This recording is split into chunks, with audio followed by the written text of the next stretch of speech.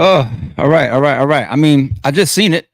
I'm fresh from the movie theaters. Bad Boys 4, Ride or Die. Um, I don't feel like I'm late to the party or anything like that.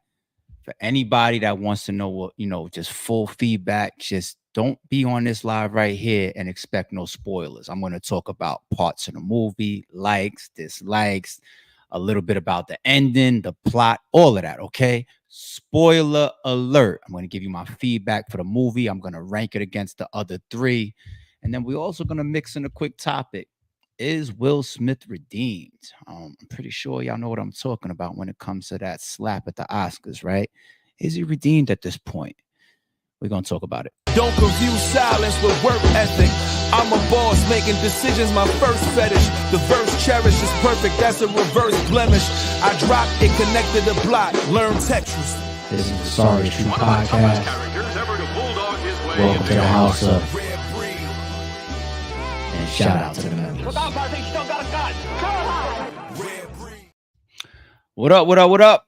Happy Saturday, everybody. Hope everybody's chilling, having a good weekend so far. All right. No need to rush. I got a couple little updates for y'all. See what's going on in y'all lives too, what y'all dealing with. Shout out to the chat coming in. I see the members. You, Mr. Relly Rel was good. MX Marshall Jr. was good. It's already been a super busy weekend so far for me. So I had to treat myself to a movie. Bad Boys 4.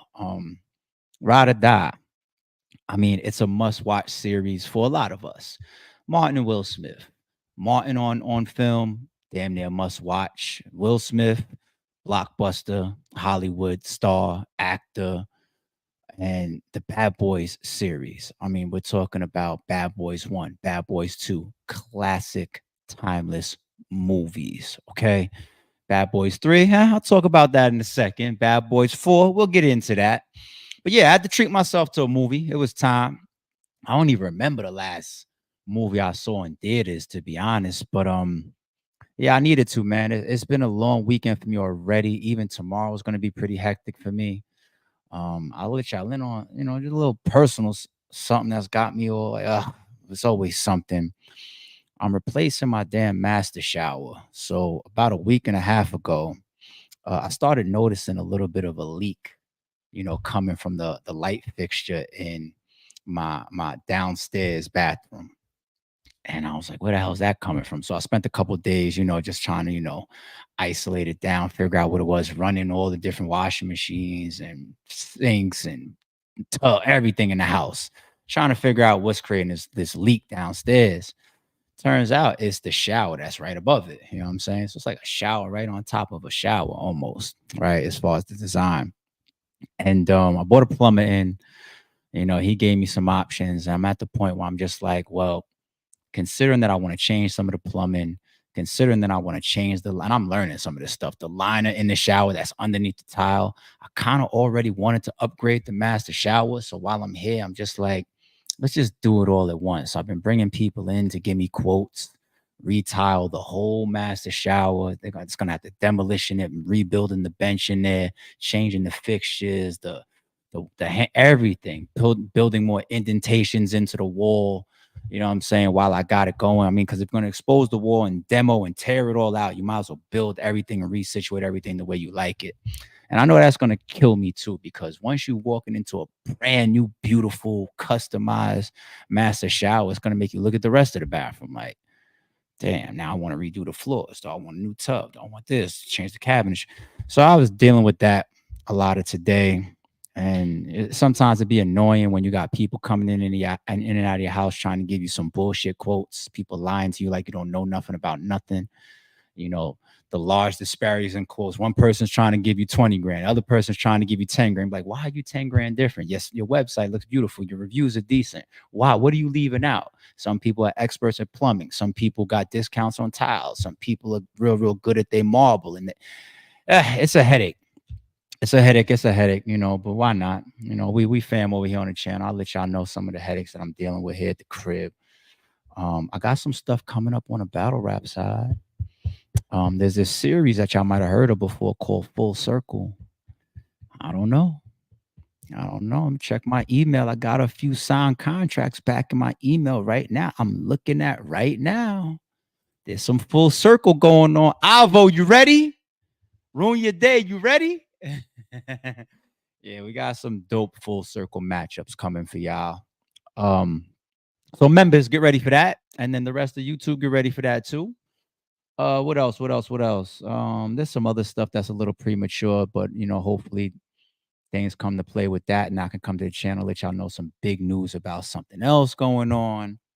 So yeah, whether it's RBE, whether it's sorry is true, whether it's things in my personal life, I'm active. There's a lot going on. So I guess I say all that shit to drive me right back to once again, me having to just treat myself to a little movie. I go to the movies a lot on my own.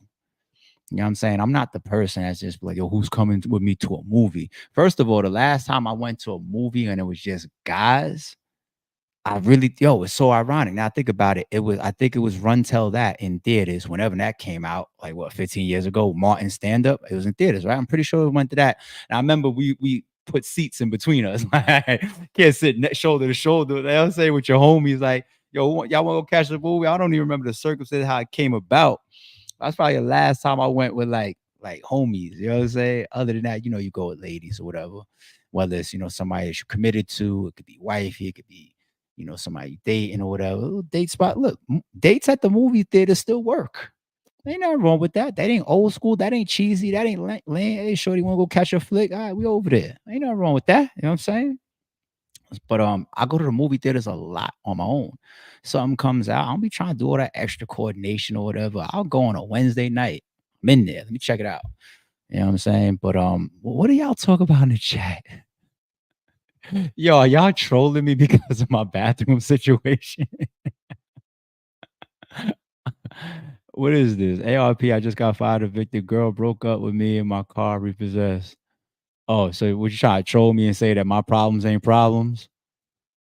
Y'all troll me. I get it. I get it. I get it. I get it. I do that. All right, get it. Yeah, fine. I ain't sharing shit with y'all no more. I'm going through it. All right. I'm going through it in my master bathroom. All right, fuck y'all. But yeah, man, I catch a lot of movies on my own. And while I was there too, there was some dope upcoming trailers that I saw. The new Aliens look crazy. That looks dope. The Quiet Place, Day One, the prequel, that looks sick. What's another one? I think it's called The Trap. The premise of it looked like, I guess he was some serial killer, wild murderer or whatever, and he's in like this big arena, like just some big concert or something like that, and he's with his daughter, and he goes up to like the concession line or something like that because he sees like all these big armored trucks and police presence and SWAT just everywhere, just around the building. And he's talking to like the server or the concession booth person. He's like, man, what's going on? He's like, man, I'm gonna tell you a secret. Word is the FBI got word and SWAT got word that this mass murderer is in the building and they got everything trapped off, i.e., the name of the movie Trapped, right? Or Trap. And it's funny too because as the trailer opens up, he looks like just a regular guy, as if he's the good guy in the movie. Turns out, I think that the whole premise of it is he's like this mass murderer, he's the bad guy. But I feel like there's gonna be a twist to it because he's got his daughter with him, and it'd be the kids, like just like the Iceman, like in real life, that the mob hitman or whatever, Iceman, come home, beautiful family man. Outside, mass murderer, high hitman for hire type of situation. So I feel like it's that type of premise, and then he's probably just going to be evading SWAT and FBI in this big concert arena, the whole movie, and it looked kind of dope. I like the concept of that, so I'm checking for that. The Wolverine and Deadpool trailer was crazy. It was hilarious. I'm looking forward to that as well. So good to see that there's some good stuff coming up. But yeah, I was there for Bad Boys 4. Okay. Let's start to get into it. Bad Boys 4. So, as I said earlier, it's a must watch for a lot of us. Um I went into the movie with low expectations. I didn't really want to try to uphold it to classic standards. And let me get this out the way for anybody that missed an old blog from me or old tweets from me, and I got into it with people on Twitter. I thought that part 3 was trash for Bad Boys. I thought it was horrible. I didn't rock with it. I didn't like it. The whole thing with Will Smith and his son, or Mike Lowry, whatever, however you want to call him. And this, I didn't like it. I just thought it was cheesy. I thought it was corny. Martin is, of course, well past his prime. And of course, even in current day, they're questioning him about his health. They're asking him how, if he's doing okay in interviews. There's times where we're seeing him on camera. He looks like he's spacing out a little bit. And I know he's got a comedy tour coming up too. But even his last time on comedy tour, I went and caught him at the Barclays, and it wasn't good. Now, I know that for me, Martin is a GOAT. He is a legend. He is an all-time. The Martin series is forever endeared by us, right? It's like we all hold a special place for that. He is such a natural. He's one of the best on camera of all time. But this is like, what, 20, 30 years later. I did not have high expectations for Martin. Will Smith, different story. I do have high expectations for Will Smith. Why? Because we continue to see Will Smith over the years on Instagram or in interviews doing, little pop-ups and being about the Oscar situation, all of this. He just seems like he's taking care of himself. He seems healthy. He's still on camera, seeming charismatic. His personality is still there. He's always been a very good actor. I just always still have him to that regard. It's not like it looks like he's bouncing back from something like Martin. So I hold him to a high regard. I have high expectations for Will Smith. And then we're going to, of course, get into the part of this where we're questioning, is he going to be redeemed? Because there's a different type of spotlight on Will Smith right now as well, as he does anything large post Chris Rock, because that was a huge situation. One of the biggest controversial situations to come out of Hollywood, right? But anyway, so as a movie, with me thinking that part 3 was trash and those other circumstances and all this time that has passed, I had low expectations for part 4. I will say this. Part 4 is better than part 3. Neither part 3 or part 4 can stand anywhere close to part 1 and part 2. Those are classics. Those are timeless. Part 4, let's get into the plot. And if you was here for the intro, I already gave you out the spoiler warnings, okay? So I'm doing it again. The plot of this, I think, is weak. I think that the storyline of it, what brings about the entire dilemma for this movie to begin with, I think it's very, very weak. Now, the movie opens up with one of their classic scenes. They're in the car driving. Here goes Will driving too fast for Martin's taste. He's in the passenger seat getting sick or whatever. And then they end up in a scenario where obviously they got to talk to each other as if they going through something internal, and they always beefing and not on the same accord. Meanwhile, somebody's got a gun to their head. They open up with another one of those classic scenarios, and that hits. So 10 minutes into the movie, I'm like, wait a minute.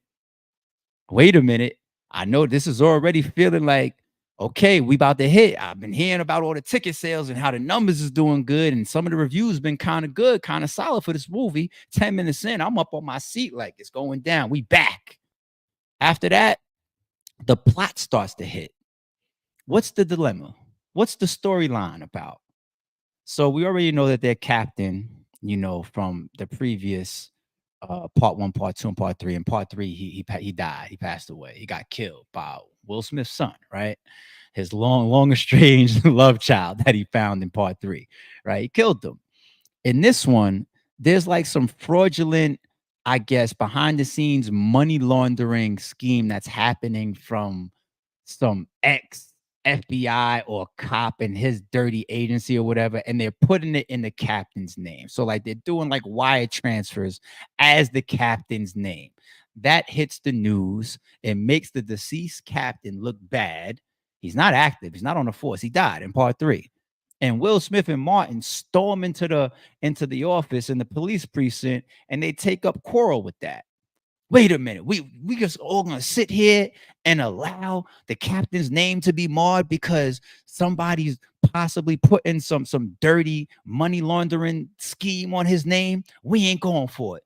We gonna figure out what's going on. Cheesy. Get the fuck out of here. That's the best storyline we could come up with. how to figure out how to clean up the deceased captain's name because somebody's transferring money, or some dirty ex-cops are transferring money in his name. It was just corny to me. The storyline is corny. It was stupid to me. You know what I'm saying? Now, also on top of that, I gotta call out. And let's get to the acting real quick, because that's always a big piece of it. The story and the acting. I don't know if there's really two bigger elements than that to make up a good movie, right? Storyline, if it's hitting, if it's compelling, if it's drawing you in, you there. Storyline sometimes even make up for subpar acting, right? But let's talk about the acting now that we just talked about the storyline. And I think it's cheesy. The acting, Martin Lawrence, despite him being under review lately, people thinking that he's spacing out, people thinking that he might be dealing with a health issue. Martin did a good job. Martin really did a good job. He pretty much provided at least 90+% of the comic relief. He was the one dropping the punchlines and the little comedic funny moments and whatnot. I thought it was cool. Like, he played a significant role, obviously, as the co-star of the movie, but as far as like making it comedic, because that's what Bad Boys is. It's supposed to be a comedic action movie, a comedic action series. Martin did a good job. I don't got no quarrel with Martin's performance at this stage of his career. Are we getting the 15 years ago Martin? Of course not. He's well out of his prime, but I really dig his overall performance. Will Smith did his thing too. Will Smith definitely put on, and let me jump into a quick subtopic because I'm not gonna rush here with y'all. We hanging out. It's Saturday. Will Smith, he shines for more than just his charismatic personality. He shines for more than just his personality and his acting ability, which is high level, extremely high level. He also shines in things that include physicality. Okay. There's certain actors in Hollywood that are go-tos because they can physically deliver certain types of roles. Okay. Will Smith in Bad Boys 1 or Bad Boys 2. It's not coincidence that you put people like that in scenes where they're running, right? There's always certain scenes that people are in where they like let's say Tom Cruise. There's always a running scene in every Mission Impossible where he's got to chase somebody down. It's like, yo, how much endurance does he have? He's been running for 10 minutes straight at his highest speed, right?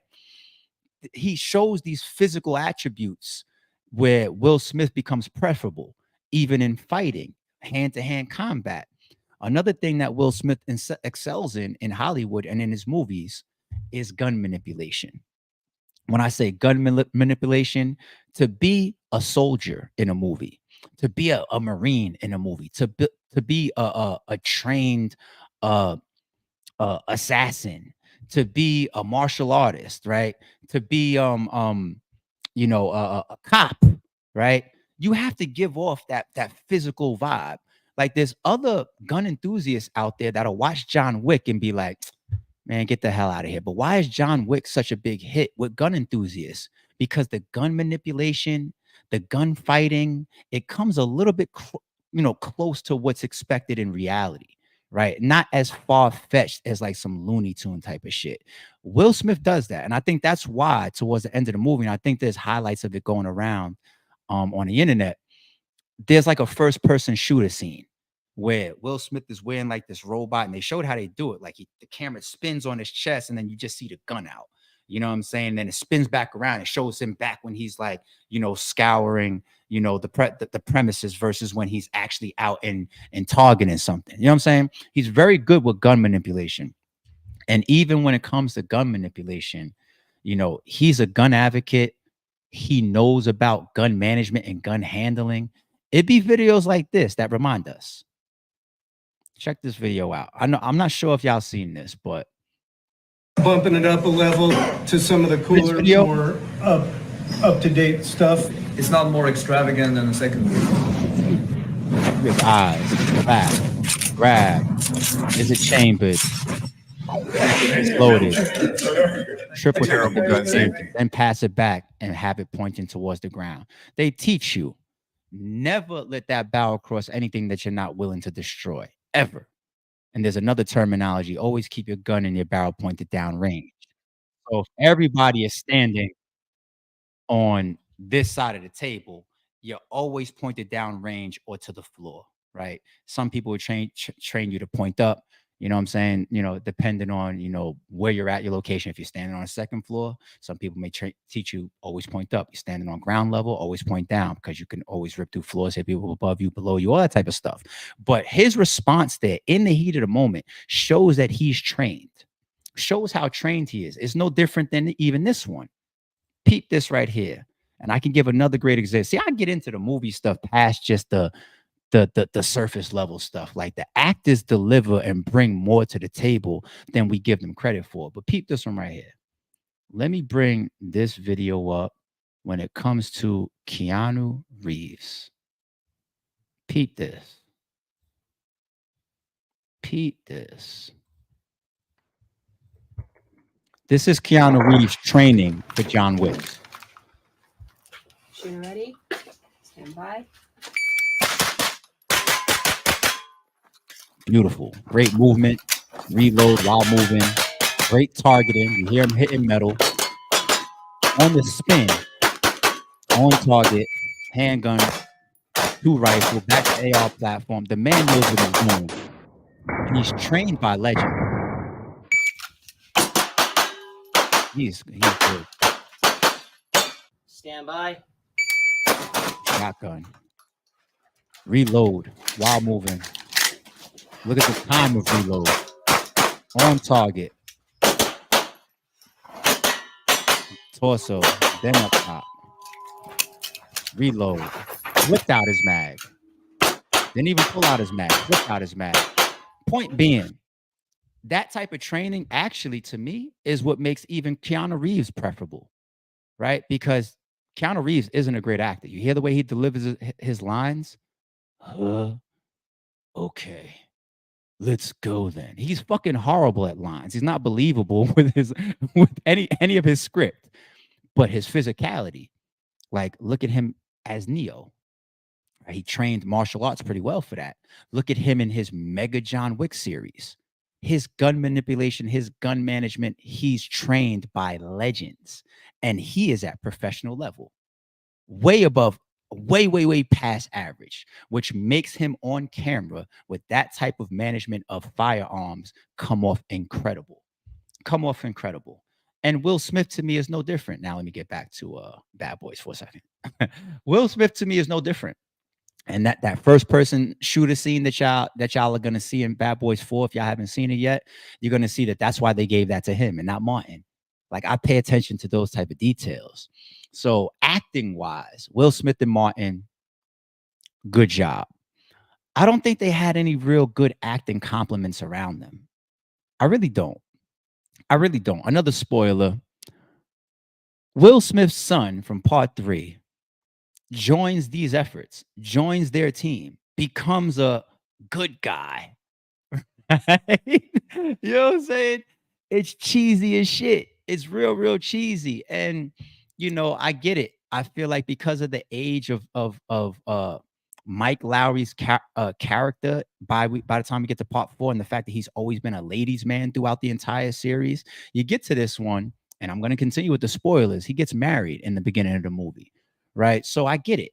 They're trying to, you know, shift and bring about like these are older partners now. You know, Mike Lowry is finally settling down. You know, so he's finally got a wife. He's finally getting married. Who is one of the people that is the crux of his problems later on? Of course, you know that some daughter, some family member, or some wife is always going to get kidnapped or some shit like that. Happens to be Will Smith's wife.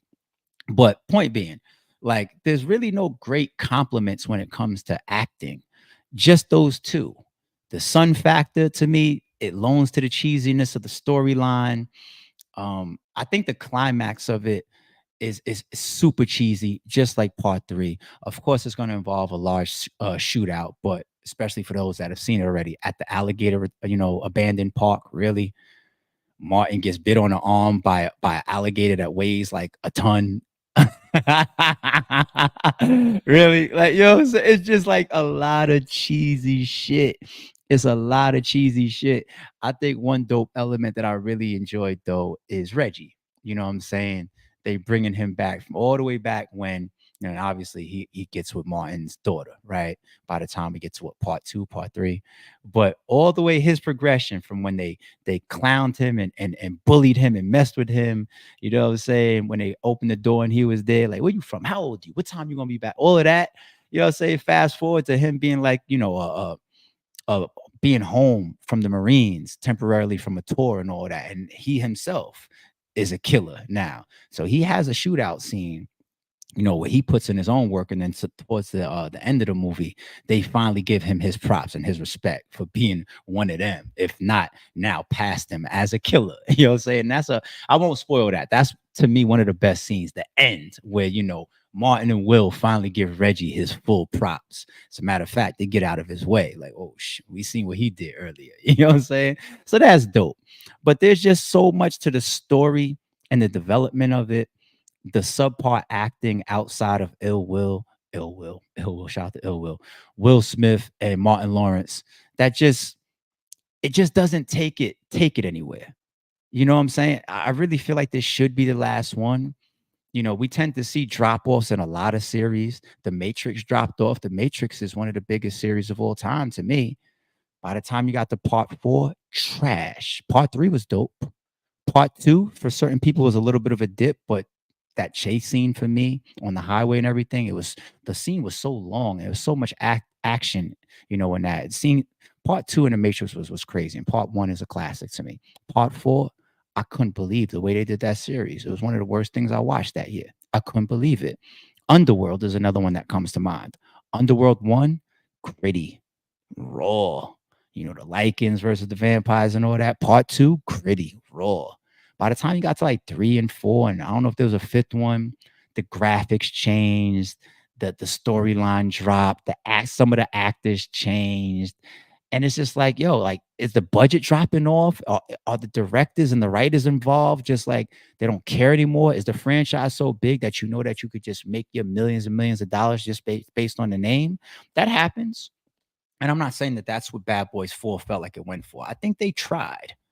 They really, really tried. But it's just some cheesy shit. Wait until y'all see DJ Khaled. It's just like, really? Like Khaled, I love the fact that he gets to like just get in where he can fit in and have a ball. I think that's part of his personality. But we just didn't need DJ Khaled's moment in this movie. It was cheesy. It was just, and there's a bunch of those moments, y'all. And I wouldn't try to deter people from watching it. It's Bad Boys. Go watch it at least once. You know what I'm saying? Will I ever replay it? Hell no. Hell no. Because they upheld themselves, Martin and Will, who are the focal points. I'm not gonna say that it's horrible or trash, but I had low expectations, and luckily I did. I guess that's the best way to put it. Okay. Now I'm curious if there's going to be a bunch of people that's going to jump in the comments or hit me on Twitter and say, no, it's crazy. Martin and Will, they killed Bad Boys Part 4, because some of y'all got at me when I said Part 3 to me was cheesy. Hey, maybe I just got a different palette. Maybe I just look at movies and I have higher expectations. Like, I know that there's a place for cheesy movies. I know that there's a place for cheesy scenes. I get it. There's a lot of cheesy stuff that I can watch and be like, that's what I'm watching it for. Hot Fuzz is one of them. They purposefully do cheesy comedy and cheesy reactions, but the way they pull it off is so good. The acting that complements it is so good. The way that the storyline keeps up the momentum is so good. So cheesy can work. But when it looks like it's cheesy because you're doing your best and it's just trash, or the writing doesn't complement it, or it looks like you're just trying to skate through these scenes and try to figure out how to sew and knit all of this together to give just a little bit of flow from spot or point to point to point as the movie progresses, that's where it's just like, even the development is just like, and that's where the storylines be feeling rushed and whack and weak. Like, really? This is what's happening with the son now? Okay, the captain's, estranged wife, you know what I'm saying? Surviving wife, surviving by him after he's passed away and got killed in Part 3. Oh, now she has this vendetta that she wants to kill the son, but when she has a moment, it's just like this to let him slide and let him go. And it's just all these cheesy moments, and I just can't give it a pass. I love Will. I love Martin. They've done so much for us. But I'm not gonna get up here and tell y'all it's a good movie. I can't do it, y'all. Even if I support the shit out of them. Now, real quick, is Will Smith redeemed? Now, when I say that, don't think that I think or I'm trying to imply that Will Smith having a movie that makes a lot of money and hits box office pretty hard can redeem him, or that's directly associated with the Chris Rock slap and at the Oscars and all that. No, I just feel like time heals all wounds, and the fans, the ticket sales, the opportunities, the visibility, it will show you if the person is being accepted and redeemed. So it's funny that I put that in the title as if I'm asking the question to give you my own opinion. Actually, what I'm about to do is tell y'all that it doesn't matter what I believe. The world has redeemed him. It's right in front of you. It's no different than Gunna. You see how Gunna just did a sold out show? Not only a sold out show, a sold out show in Atlanta. So whatever people were putting on his name, calling him a snitch or whatever, or for categorizing YSL as a gang and all that, and then he got out and all whatever y'all put on him, whatever you label Gunna, he's redeemed. It doesn't matter, because the word redeemed doesn't necessarily mean that you're right or people is gonna think that you're right, but he's like redeemed. And sometimes other people will redeem you also. You know what I'm saying? Like 6ix9ine went and tried to get did get Kodak Black for a reason. Went and did a feature with Nicki Minaj after he got out of jail for a reason. He's redeeming his own name in front of the buying public. And Bad Boys 4 is doing well at the box office. So him having these opportunities, obviously they started shooting the movie like right around the time after the slap, right? So Hollywood is giving him big opportunities. Will Smith is a huge name. It's not easy to just write off somebody like that that's still a mega star, that still has mega pull, that can still be a mega draw. It's not easy to just write somebody like that off. That's why I always be feeling like the people that really, really get thrown under the bus and really get written off, that's when Hollywood or these big industries is really done with you. When they done with you, it's a wrap. When they done with you, they'll let you go to jail for tax evasion, like Wesley Snipes. Because it's no longer Blade, it's no longer Passenger 57 Days, Wesley Snipes. Like you're in like your late 40s or 50s at that time. It's like, oh, word, you owe some money, throw him in jail. You know what I'm saying? Meanwhile, somebody like Kobe Bryant, for them allegations, none of us thought he was going to jail when he had that situation with that girl. None of us. He's too big. There's too big a powerful movement. The movements behind them, the corporations, the sponsorships, the companies behind them are too big, too powerful. You know what I'm saying? Will Smith is still a powerful person.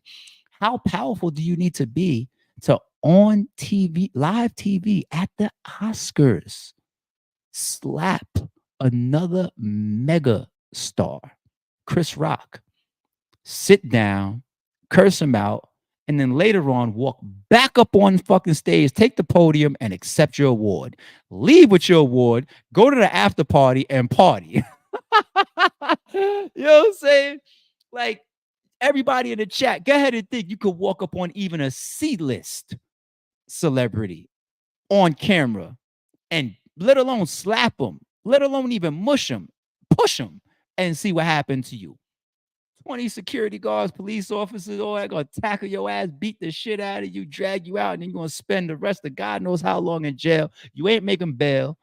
None of that. You know what I'm saying? That's power. Man, slapped Chris Rock in front of the world and walked away, took his seat, and then came back and accepted his award. Power. Power. So forget me saying, is he redeemed? The world is showing that he's redeemed. Do I feel like he deserves that chance? Yes, I do. Yes, I do. I will always say it's fucked up what he did. And I ain't trying to make him live in the past behind that. I think it's wild what he did. Fucked up what he did. You want to know what also pissed me off about that? Is because he's always been such a clean-cut, great representation of just a mega black actor. You know, I think there was at a time where people were thinking like, yo, Will Smith can enter politics. He has that image. He has that weight. He has that respectability. You know what I'm saying? So that was like a letdown. When I see some of our moguls and our heavyweights like Diddy, it's just like, damn, like one of our biggest, you know what I'm saying? Like there's ties that we have to our culture, and some of our biggest, black actors or black musicians or politicians or sports figures or whatever, and to see them in these situations is like, damn, it's not a good look. You know what I mean? But I really, really feel like despite that big dark cloud over Will Smith, the world is showing that he's redeemed, and good for him and good for his family. And when I say that, I do not mean to subtract from any ills that Chris Rock feels that has come his way or still do come his way, because who wants to be that person that when you step into a room, you feel like some of these people are looking at me because I got slapped in the face by Will Smith and didn't do anything. Like, you have to look in the mirror and see that for the rest of your life. That within itself that's a price. That comes with a price, man. That could just be a little demon sitting on your shoulder. Even the most confident man in the world, that's a little demon that sits on your shoulder. 3 years from now, like if Chris Rock just woke up one morning and said, "Yo, Will Smith, I need you in a boxing ring," I wouldn't be surprised, because it'd be that little demon sitting on your shoulder. So I'm not trying to take away from any lasting effects on Chris Rock, whether he's fully past it or not. Only that man knows it inside his mind and inside his chest and his heart. But all in all, from being out and about and working and continue to carry his legacy, Will Smith is redeemed. He is. Whether you agree or disagree with, who he is or who you think he is or what he did, right? So, yeah, I'll play one more for y'all too if y'all want, when it comes to me talking about some of the actors on scene or on screen and then being great because of their talents outside of just delivering lines or showing emotion or being believable, right? The physicality will make you a go-to. So let's bring up another one. Val Kilmer, right? In the classic movie Heat. This scene right here, even some guards and police enforcement use this in training. That's how good he looks managing his rifle and then performing a tactical reload under stress, under fire, and then coming back up and getting back into the fight. You think this is just movie shit. His execution of this is professional level. Real shit. The police are used to overwhelming power and overwhelming force.